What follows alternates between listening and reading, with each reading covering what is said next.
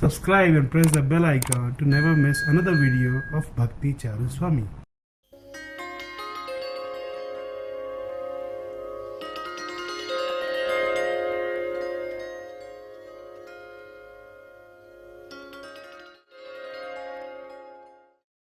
So the last evening session. So 21 days just went flying, yeah? At least that's how it's appearing to me. I don't know how it's with you. And tomorrow we'll have the final session from 9 to 11 in the morning. We'll take breakfast at 8:30, or should we do it from 10 to 12? Where are the organizers? Krishna Kishore? 8 o'clock breakfast. 8 o'clock breakfast. Is it all right with everyone? 8 o'clock is fine? Okay. So then 9 to 11. And then we look forward to seeing each other again. So how was the overall experience of this pilgrimage of India? So are you looking forward to going back home? I meant home.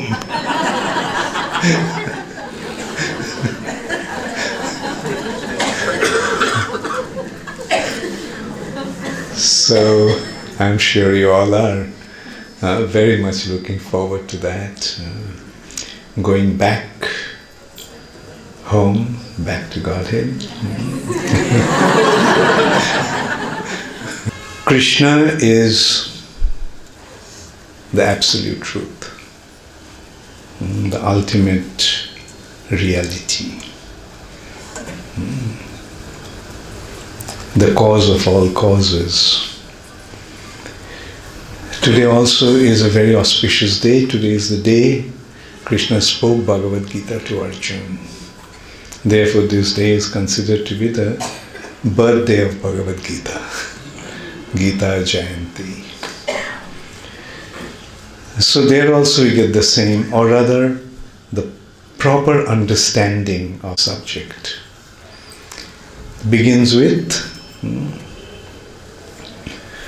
what is the first lesson that Krishna gave to Arjuna in Bhagavad Gita? The first lesson is, we are not this body, we are spirit soul. And the spirit soul, the nature of the spirit soul has been established. What is the nature of the spirit soul? Na jayate va mriyate va kadachin. The spirit soul is never born, and the spirit soul never dies. So that's the first lesson. And the spirit soul is our real identity.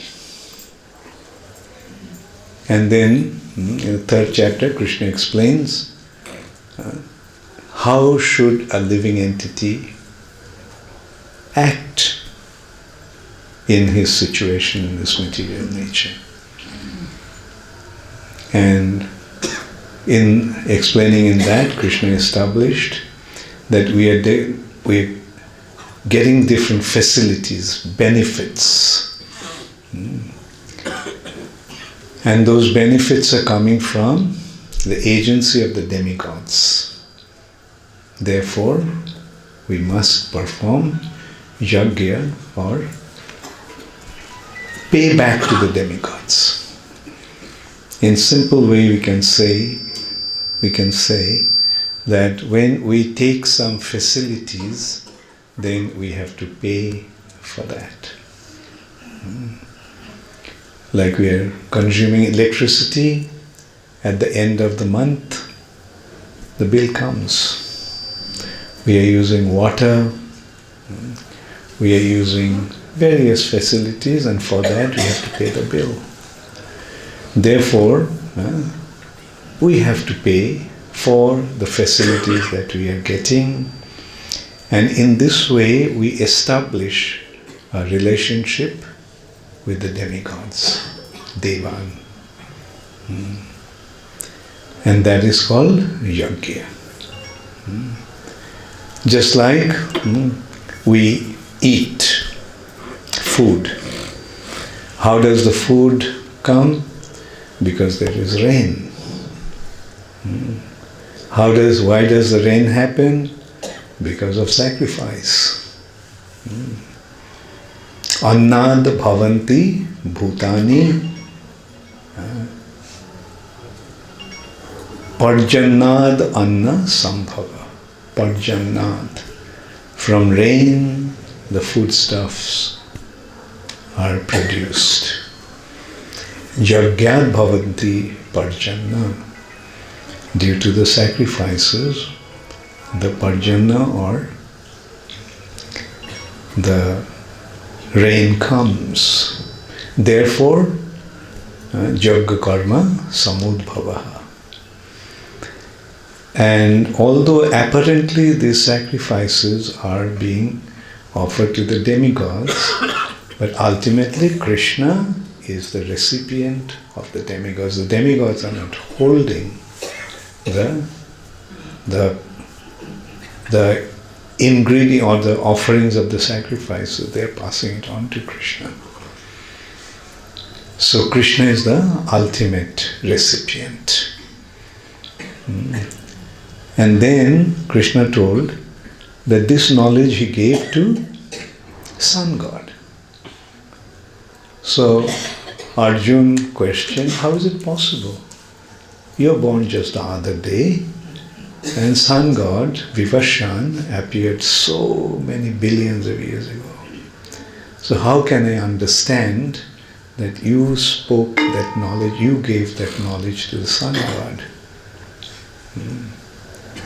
And then Krishna reveals his identity. That although I am unborn, ajopi san abhayatma, bhutanam ishwaropi san, prakriting sham adhishthaya sambhavami atmamaya. Although I am unborn, I am never born, but I manifest myself. I am not born, I manifest myself with the agency of my yogamaya, internal potency. Why do I come? When there is a decline of religious principles and increase of irreligiosity, then I come to re-establish the principles of religion. Yada yada hi dharmasya glanir bhavati bharatah abhuthanam adharmasya tadatmanam shrijam. So in this way, Krishna established himself, mentioned the reason of his coming to this material nature. Otherwise, he doesn't have any business in this material nature. He comes to re-establish dharma. What is dharma? The law that he himself has given. Dharmam tu shakshad bhagavat pranita. I think the mic is too loud. Just lower it a little bit. So, dharmam tu shakshad bhagavat pranitam. Just as the king gives the law, why does he give the law? For the benefit of the citizens. King doesn't need the law. But so that the citizens can live peacefully, he gives the law. Similarly, Krishna gave this law or dharma so that living entities can live peacefully in this world and reach their ultimate destination. So, initially, dharma is the law given by Krishna, and the purpose of dharma is to reach our ultimate destination. And what is the ultimate destination? Ultimate destination, after going through all that, Krishna is establishing the ultimate destination. Sarva dharman parityajya mamekam sharanam braja. Now here is a catch. Krishna says, dharma samsthapanarthaya sambhavami juge juge. I come to establish dharma. Now Krishna is saying, sarva dharman parityajya.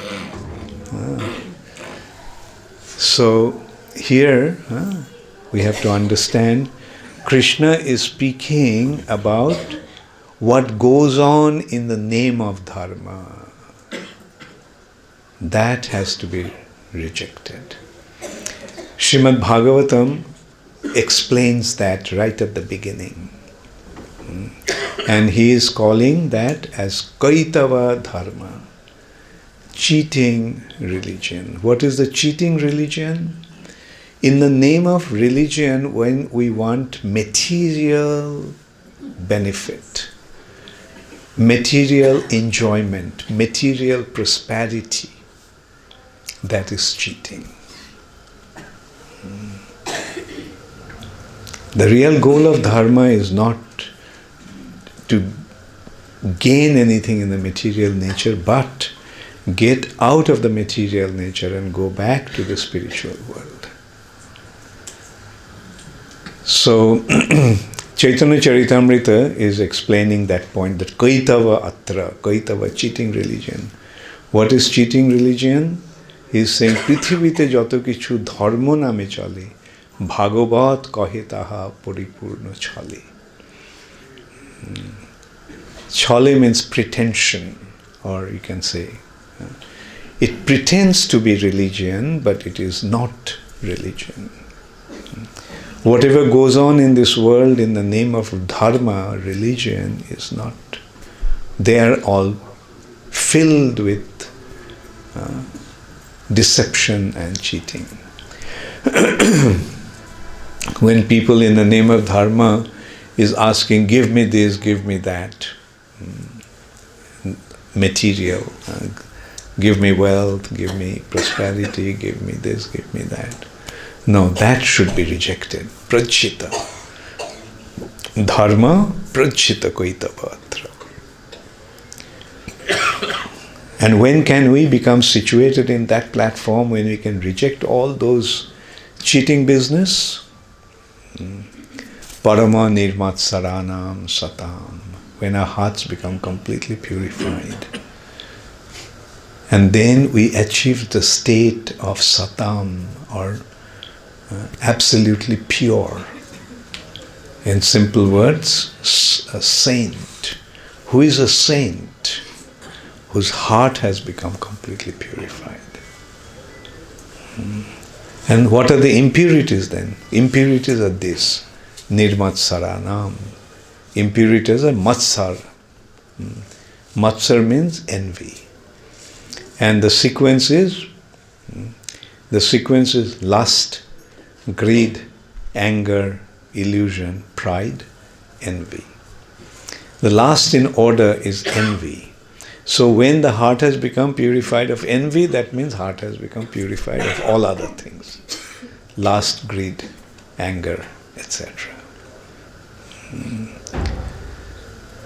So then only one becomes qualified to practice this process of Krishna consciousness. And that's what Srimad Bhagavatam is presenting. And this process is beginning with surrender. Shri Krishna Chaitanya Prabhu Jive Daya Kori Shaparshad Shiyo Dham Shaho Abotori Uttanto Durlabho Prem Koribare Dan Shikhaye Sharanagati Bhakotero Pran. Shri Krishna Chaitanya Mahaprabhu, in order to bestow his mercy upon the conditioned souls,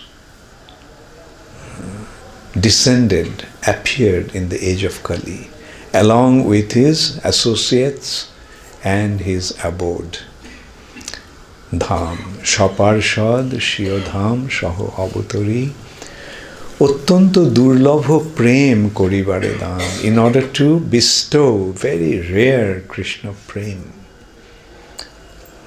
loving devotional service. He is teaching the process of surrender, Sharanagati. So what Sri Chaitanya Mahaprabhu is teaching is how to surrender. So, so this is how we can see what is our main objective, why we are here, why we joined ISKCON. We didn't join ISKCON for any other reason besides achieving the lotus feet of the Supreme Lord. And how to do that? By developing love for Him. How to develop that love? Surrender to Him. Why surrender is so important? Because when one surrenders to Krishna, Krishna, like the father, picks up the child in his loving embrace. When the child surrenders to the mother or father, what does the mother do? Does the mother stand there like unconcerned individual? No. Her heart melts with affection and she picks up the child on her lap. So that is how the loving relationship develops. The other day we actually dealt with this point kind of briefly. And that point is, the consideration was that is that love just a one-way thing? We have to love Krishna. We have to love Krishna. And the point is, Krishna already loves us. The love is incomplete because we are not responding. If a young boy loves a young girl, but if the girl doesn't respond, how does the boy feel? We can well imagine. So, similarly, Krishna loves us. Now, what's the proof that Krishna loves us? That's what we discussed briefly. Where are you getting all the food from? Just see the arrangement for food. A seed falls on the ground and a tree comes up. And in the tree there are many fruits. In the fruits, these fruits are our food, isn't it? And in the fruit there are seeds. In the seeds there are trees. In the trees there are fruits. In the fruits there are seeds. In the seeds there are trees. A continuous arrangement. Yeah. Now, who made this arrangement? Is it an accidental phenomena? No. Somebody made this arrangement. Who made that arrangement? Krishna made it. Why did he do that? Why did he do that? Just consider a common sense response to that. Why did he do that? Because he loves us. Any doubt about that? We cannot survive without water. Water is even more important than food. 3/4 of the planet is water. But that water is salt water. We can't drink it. And that also is far away in the ocean. But see the arrangement?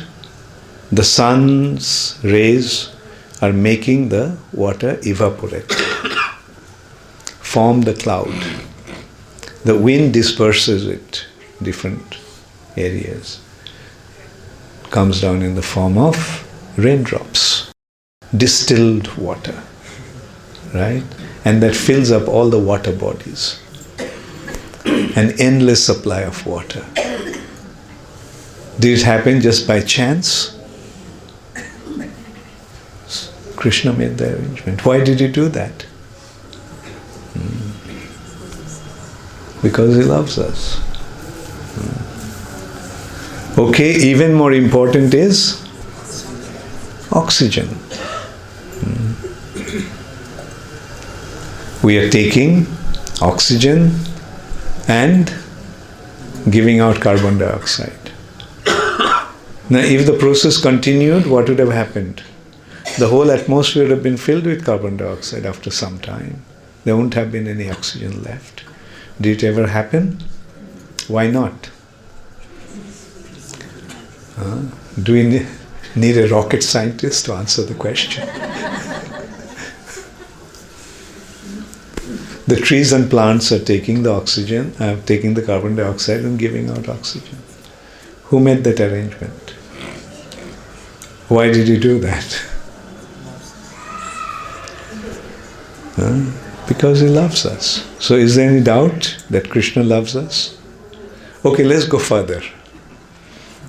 This earth, what's the shape of this earth?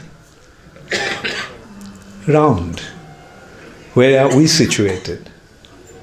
On the surface. And is the earth static or it's moving? At what speed? About 1,000 kilometers an hour. It's such a speed it is moving. And we are on the surface. So now just consider a spherical object, a round object. And some substance, some things are on the surface of that and it's moving. What would happen? It all fall apart. Fall out. Did it ever happen? Why not? Okay, you may call it gravitational pull. But who made that arrangement? Why did he do that? Because he loves us. Okay, let's go further. The earth is moving with a tremendous speed, and if the earth stopped even for a second, can you imagine what could have happened? The whole, arrangement, the entire creation on the surface of the earth would have been, finished. Right? Did it ever happen? Is there any record in the history, since time immemorial, since the beginning of creation, the earth ever stopped for a fraction of a moment? No. So this is how he is taken care of. Want to go further? This place is full of darkness, isn't it? But the sun comes up, gives out the light, dispels the darkness. Now who made that arrangement? And why did he make this arrangement? So now can you possibly have any doubt that he loves you? Now see, he loves you, but you don't love him. Can you see how he must be feeling? Just consider, Krishna is the young boy and we all are the young girls. Krishna is in love with us, but we are not responding. How does Krishna feel? Then one day, that girl sends a note to the boy, I love you. How does the boy feel? So that's what happens when we tell Krishna, Krishna, I love you. And the way to say that is Hare Krishna, Krishna Krishna, Hare Hare, Hare Rama, Rama Rama, Hare Hare. So when we chant this mantra with a pure heart, then Krishna becomes extremely pleased. When we sincerely tell Krishna, Krishna, I love you, or Krishna, I want to love you, Krishna, I want to respond to the love that you are extending to me. And that is the surrender. When one surrenders unto Krishna in this way, Krishna picks him up in his loving embrace. So actually, going back to Krishna is not difficult. What is difficult is to give up our material attachment. Our attraction, our attachment to this world is difficult to give up. That's what is holding us back.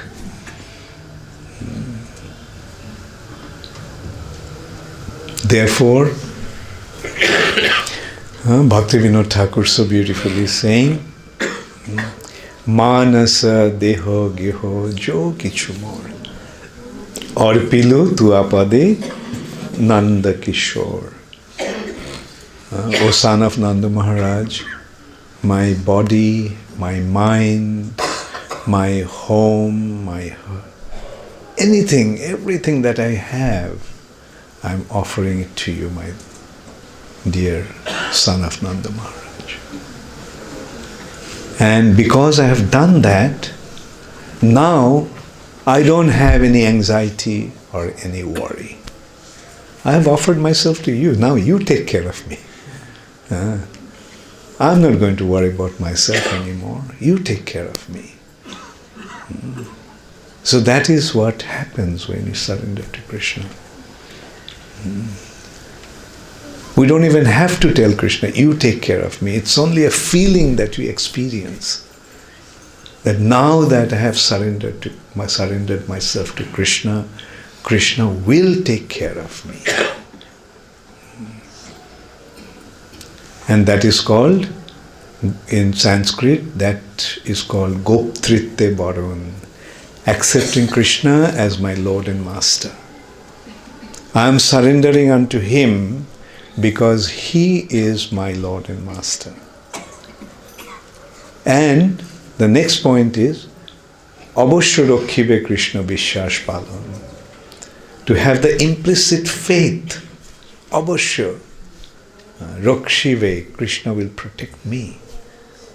That implicit faith. Krishna will protect me. I have surrendered myself to Him. When a servant surrenders to the master, doesn't the master take care of the servant? So what to speak of the Supreme Personality of Godhead, the Supreme Lord and Master?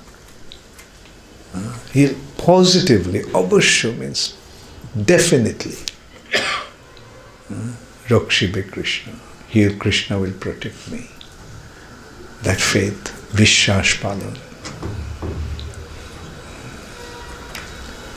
So it's a natural thing, it's a natural development, it's a natural reaction. We surrender, Krishna accepts us. Diksha kale shishya kare atma samarpan, সেই কালে কৃষ্ণ তারে করে আত্মসম. At the time of initiation, a disciple surrenders, and at that time Krishna accepts him. Krishna is omnipresent, Krishna is omniscient, Krishna is within our hearts, Krishna is outside. So Krishna knows everything. Whatever we are doing, Krishna knows. There is nothing that Krishna doesn't know. So when we sincerely surrender ourselves to Him, Krishna definitely accepts us. So this is the process. And we are so fortunate that somehow or other we came in contact with ISKCON. Somehow or other we have been acquainted with Srila Prabhupada's teachings, Srila Prabhupada's books, and we got to know this process. So this is our inconceivable good fortune. Now, when you receive some wonderful opportunity, what do? Naturally, you accept it and you wholeheartedly utilize it. So that's what we have to do. So now that we have come to this Krishna consciousness movement, let's accept the process with utmost sincerity, with absolute sincerity. And the result will be there. In the course of our practicing this process, we are experiencing the result. The result of accepting Krishna consciousness. And what is the first result? Kleshagni. All difficulties and distresses disappear. Devotional service has these 6 developments. Just like when a seedling, when a seed sprouts into a seedling, the 2 things come out, 2 leaves come out. Those 2 leaves are total freedom from suffering and auspiciousness. They automatically appear. Kleshagni Shubhada. So this is what we are experiencing. The suffering, it's not that the suffering is not there, but the suffering doesn't affect us. We don't become completely overwhelmed with suffering. Sometimes people say, oh, you say that spiritual, you take to spiritual life and there won't be any suffering. But we see that the devotees are suffering. Yes, apparently their body may be suffering, but they don't become affected by that.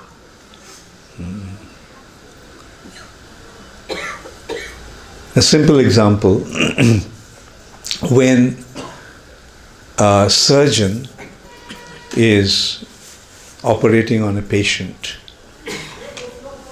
does the patient feel any pain? He is having some major operation like open heart surgery. His chest has been cut, opened up, his heart has been taken out. Can you imagine the condition? But does he feel any pain? Why not? Because the anesthetics, right? Because the nervous system has become numbed.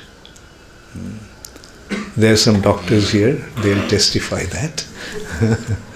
So that's why they don't feel any pain, right? Because the nerve current is not flowing through the body.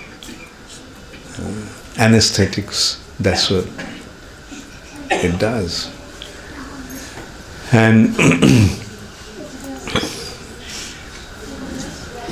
now, why we don't feel the pain? Because the consciousness is not flowing through the body. Now this is done artificially through anesthetics. But what a devotee is doing? Where is his consciousness?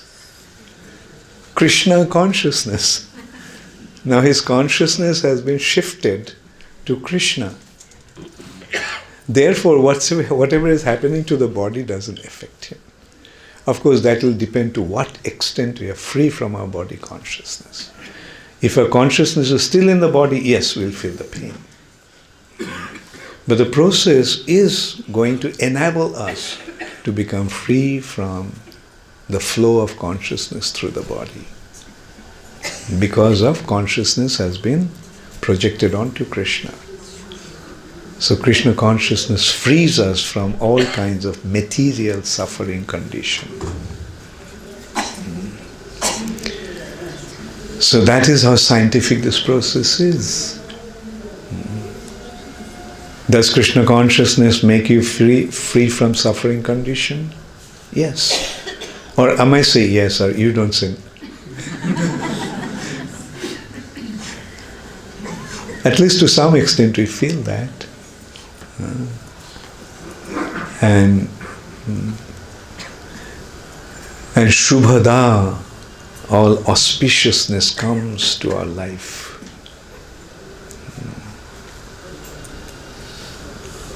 And then what happens?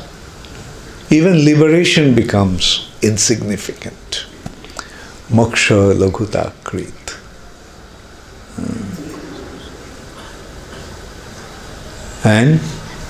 But this is sudurlabha, very rare. Krishna consciousness is very rare. Yeah, moksha lahuta krit, then chandrananda visheshatma. We experience some joy. Why liberation becomes insignificant? Because we are already experiencing some spiritual joy. Therefore, the consideration of liberation becomes insignificant. When we are enjoying here, why should we want to be liberation? Why should we want to leave this place and go somewhere else? Right? That's why liberation becomes insignificant. Sandrananda Visheshatma. And then Sudurlabha is very rare. Why it's rare? Krishna Karshanicha. It attracts Krishna. Can you imagine? This devotion attracts Krishna. That's why Krishna doesn't want to give devotion, usually. But what can he do when his devotees go out and start distributing? Krishna says, okay, I'm undone. My devotees are giving out, what can I do? But Krishna himself doesn't want to give devotion, generally. That's why he didn't give devotion when he came as Nandan in Dwapar Yuga. Those who were already qualified, they got the opportunity to take part in his pastimes and receive his mercy. But when he came as a devotee, as Sri Chaitanya Mahaprabhu started to distribute it. Krishna himself doesn't give, but when he assumes the mood of Srimati Radharani, he loses himself completely. He becomes mad.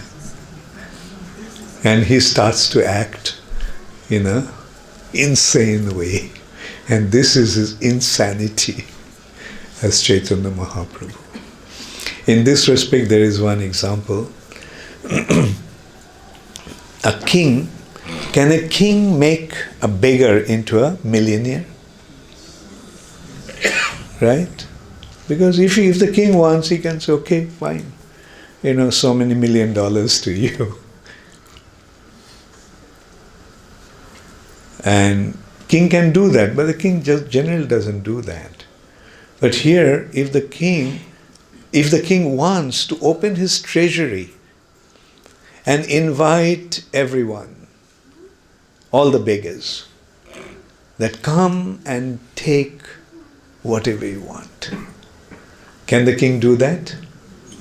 Can anyone stop the king if he wants to do that? No. No one can stop the king, because it's an offense to try to stop the king from doing what he wants to do. But generally a king doesn't do that. But what if the king becomes mad? And in his madness, he starts to act in this way. And that's what happened with the King of Kings, Krishna. When he became absorbed in the mood of Srimati Radharani, he actually became mad. But this is a special kind of madness. is called Divya Unmadana, transcendental madness in his loving ecstasy. And that's what he started to do. Distribute it to anyone and everyone. The only consideration is Shraddha, faith. What does this faith mean? The king opened up the treasury and asking anyone and everyone to come and take whatever he wants, but he must recognize the value of those jewels that's in the treasury.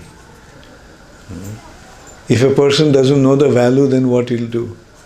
He'll probably come to the treasury and pick up some bricks and go away.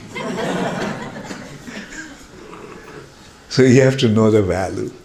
So that value is the faith. The faith is to recognize that Krishna is the Supreme Personality of Godhead, and Krishna Prem is the most precious object. That's about all that's needed.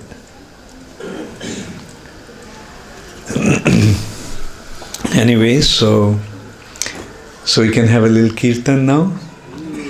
Today we selected a song from Bhakti Vinod Thakur. It is the introductory song to Sharanagati.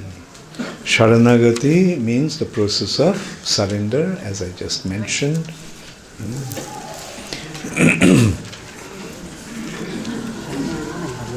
It goes like Shri Krishna Chaitanya Prabhu Jive Daya Kori Shaparshad Shiyo Dham Shaho Abotori Ottanto Durlabha Prem Koribare Dan Shikhaye Sharanagati Bhakotero Pran. Shri Krishna Chaitanya Mahaprabhu Jive Daya Kori, in order to bestow his mercy upon the living entities, descended Shaparshad Shiyodham Shaho Abotori. He has descended with his associates and his spiritual abode.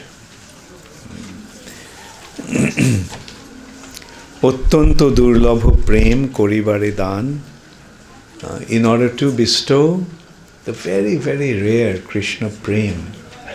He is teaching the process of surrender, which is the life of devotion. What are those 6 aspects of Sharanagati? Dainya, humbleness, humility.